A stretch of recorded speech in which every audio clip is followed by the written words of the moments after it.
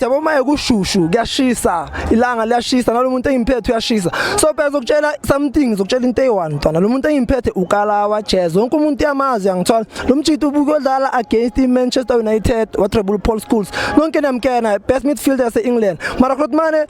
ngicela ngishayile into eyi1 usintroduce igama lakho lamampela because most yabantu especially ama viewers wethu akena ngoKalawa wena uzobatshela igama lakho nesibongo nokuthi ubuyava mina njayami uKaso Sinamela ngibuye Vosloorus. So Grootman sicela usitshela ngeexperience yakho yediski idiski uqale nini ukudlala and since uqalele ngecareer yakho yediski udlalele mapha ama club till manje Wazithi ngadlala idiski ngiqale eKasi ngidlala iClassic ngadlala iBluebirds ngadlala Antinia ku Vets development mangisuka ku Vets ngaya ku Chiefs development ngadlala 2 season under 17 under 19 ngaya ku first team mangisuka ku first team eChiefs ngadlala eBarcelona waqeda ngilobangilonela kaMazulu ngadlala kaMazulu sasurvive relegation kaMazulu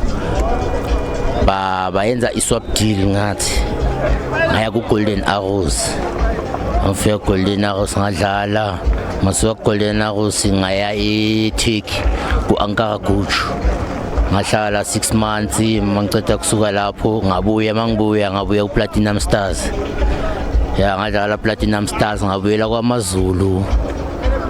ngaya ku Polokwane City from Polokwane City ngabuya ngaza ku Alex United yadlala ku Alex